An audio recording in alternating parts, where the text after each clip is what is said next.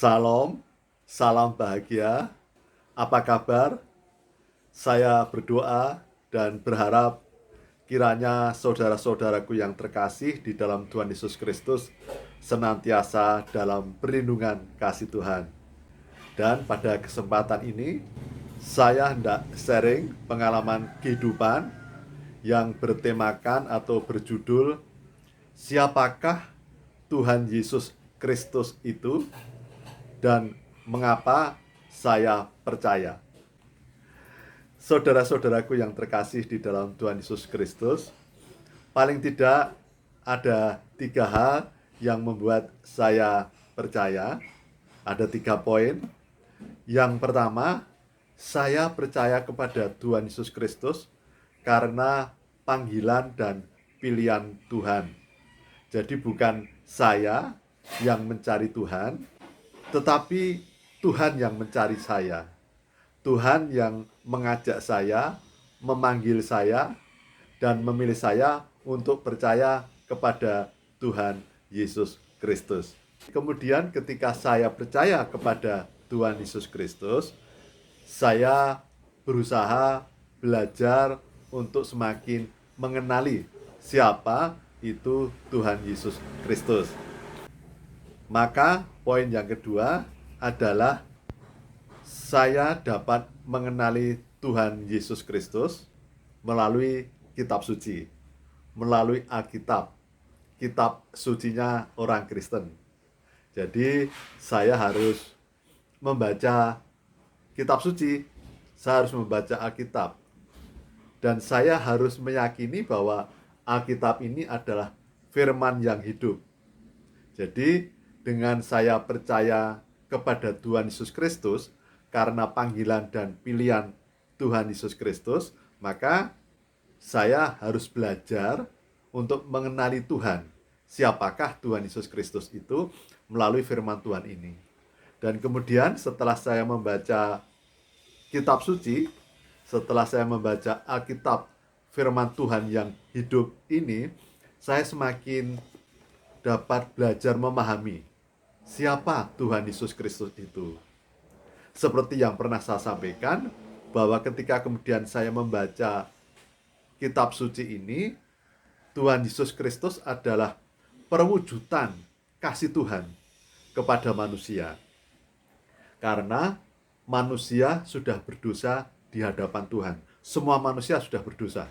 Seperti yang telah diceritakan di dalam Alkitab, kitab suci orang Kristen ini, bahwa sehebat apapun manusia, ternyata tetap pernah salah dan berdosa. Nah, karena semua manusia sudah berdosa, tidak bisa menyelamatkan diri, karena upah dosa adalah maut, upah dosa adalah masuk neraka, maka kemudian perlu penyelamatan. Dan karena manusia tidak ada yang sempurna, tidak bisa menyelamatkan diri lagi, maka kemudian di dalam firman Tuhan, di dalam Alkitab ini juga menceritakan perwujudan kasih Tuhan. Jadi Alkitab ini menceritakan tentang semua orang, semua manusia sudah jatuh dalam dosa. Namun di dalam firman Tuhan ini juga menceritakan betapa maha kasihnya Tuhan yang sangat mengasihi Tuhan. Sehingga mengapa Alkitab atau kitab suci orang Kristen ini disebut juga sebagai kabar baik. Nah, yang diceritakan melalui Alkitab ini adalah karena manusia sudah jatuh di dalam dosa dan tidak bisa menyelamatkan diri sendiri, perlu manusia yang sempurna, belum pernah berdosa, tidak berdosa, yang rela mengorbankan dirinya sampai mati, tercurah darahnya untuk menebus dosa manusia. Nah, tidak ada. Di dunia ini tidak ada manusia yang suci sempurna, semua sudah jatuh dalam dosa. Nah, Tuhan orang Kristen, kemudian Tuhan yang maha baik, yang maha kuasa, berkenan datang ke dunia, menjadi manusia yang sejati, manusia yang tanpa dosa. Tuhan mau menjadi manusia untuk menunjukkan kasih-Nya yang luar biasa. Tuhan tidak hanya sekedar di surga, tapi rela menjadi manusia, hidup bersama manusia, hidup di dunia, untuk menunjukkan orang yang sungguh penuh kasih pasti harus bersama-sama dengan yang dikasihinya.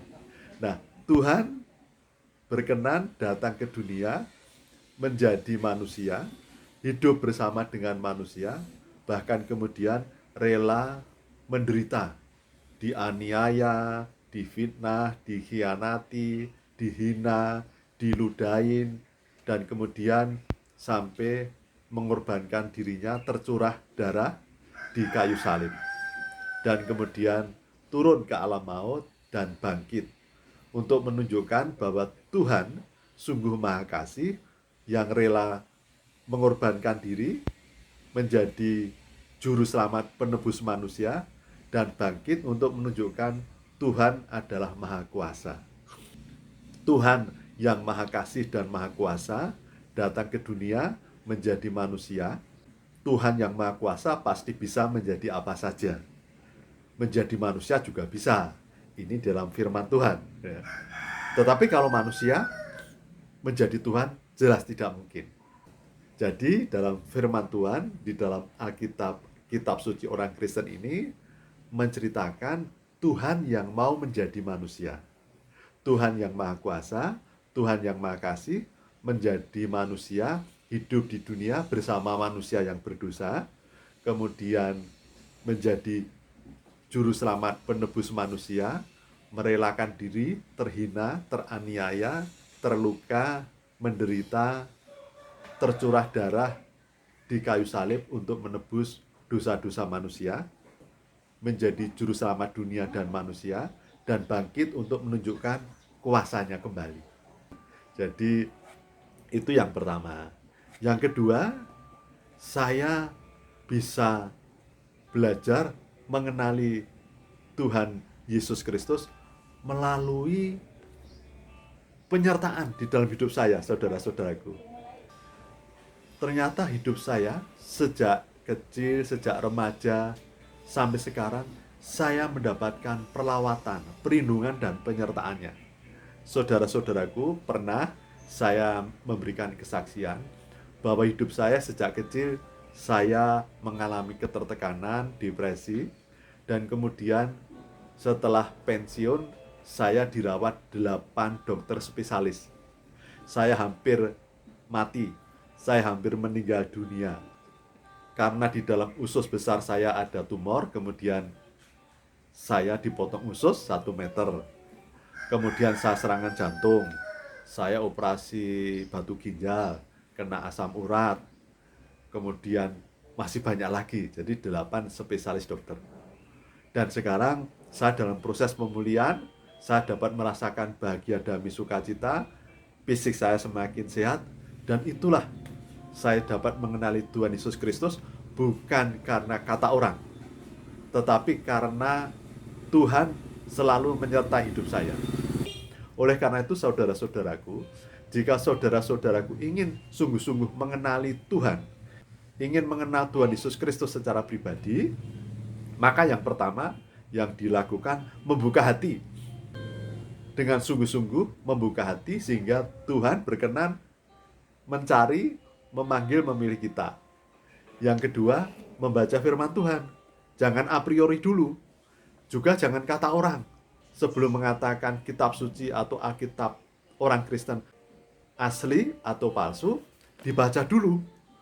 Jangan karena kata orang, jangan karena turun-temurun, tetapi harus dibaca dulu sehingga melihat apakah benar-benar asli atau tidak, bagaimana pengajaran Tuhan Yesus Kristus.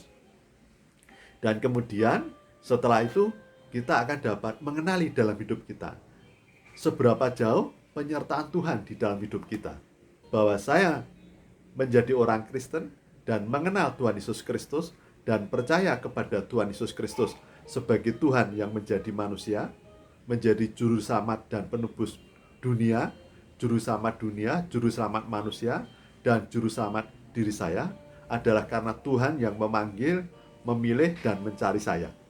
Yang kedua, karena saya mau belajar dari firman Tuhan ini saya membaca dan merenungkan. Saya tidak ingin dipengaruhi orang bahwa kitab suci ini palsu sebelum saya membacanya. Kemudian saya juga harus mengenali Tuhan Yesus Kristus. Apakah Tuhan Yesus Kristus adalah Tuhan dan Juru Selamat? Juga harus membaca firman Tuhan ini. Saya tidak mau hanya karena kata orang. Yang ketiga, saya benar-benar mengenali Tuhan Yesus Kristus sebagai Tuhan dan Juru Selamat saya, karena Tuhan Yesus Kristus telah melawat, menyertai, menolong hidup saya. Sehingga sekarang saya dapat merasakan damai sukacita, bahagia, tentram. Dalam kondisi situasi saya pernah dirawat 8 dokter spesialis, Tuhan masih menolong saya hidup, untuk saya sungguh-sungguh dapat bertobat. Saya hidup dalam Tuhan, menjadi berkat demi kemuliaan Tuhan.